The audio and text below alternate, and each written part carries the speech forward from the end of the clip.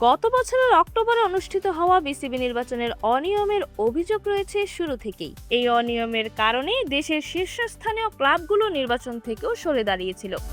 এরপর তাদের ছাড়াই একপাক্ষিক নির্বাচন অনুষ্ঠিত হয়। বাংলাদেশের নতুন সরকার নির্বাচিত হওয়ার পর থেকেই গুঞ্জন ছিল এই নির্বাচন নিয়ে তদন্ত হতে পারে, হয়েছেও তাই। ক্রীড়া প্রতিমন্ত্রী হিসেবে দায়িত্ব নেওয়ার পরই বিসিবি নির্বাচন তদন্তের ঘোষণা দেন আমিনুল হক। এরই মধ্যে 5 সদস্যের কমিটি রিপোর্ট যুব ও ক্রীড়া মন্ত্রণালয়ের কাছে হস্তান্তর করেছে। সেই রিপোর্ট এবার আইসিসির কাছে পাঠাবে যুব ও ক্রীড়া মন্ত্রণালয়। বিষয়টি নিশ্চিত করেছেন আমিনুল হক নিজেই। তিনি গণমাধ্যমের সঙ্গে আলাপকালে বলেন, দেখুন, ইতোমধ্যে সকালবেলা তদন্ত কমিটি এসে তদন্ত প্রতিবেদন জমা দিয়ে গেছে। দেওয়ার পর আমরা তাৎক্ষণিকভাবে আন্তঃমন্ত্রণালয়ের একটা সভা ডেকেছিলাম। সেই সভায় আমরা আলাপ আলোচনা করেছি। আইসিসি কে তদন্ত প্রতিবেদন সম্পর্কে অবগত করার পরেই আমরা পরবর্তী সিদ্ধান্ত গ্রহণ করব ইনশাল্লাহ।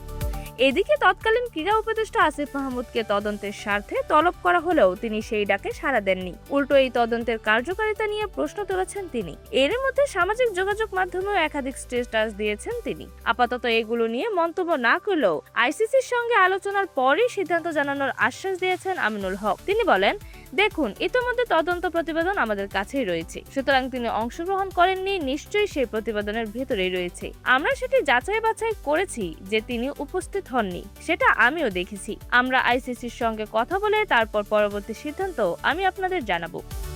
আসিফ মাহমুদের স্ট্যাটাস নিয়ে তিনি আরো যোগ করেন, আমি কিছুই জানি না এটা সম্পর্কে। ফেসবুকে তো আসলে সত্য কথাও দেখি, আবার মিথ্যা কথাও দেখি। সুতরাং তিনি সত্য বলেছেন কি মিথ্যা বলেছেন এটা আমি আপনাদের উপর ছেড়ে দিচ্ছি। আপনারা এটা যাচাই করে নেন যে তার ফেসবুক স্ট্যাটাসে যেই কথাগুলো বলেছেন সেটার কতটুকু সত্য আর কতটুকু মিথ্যা।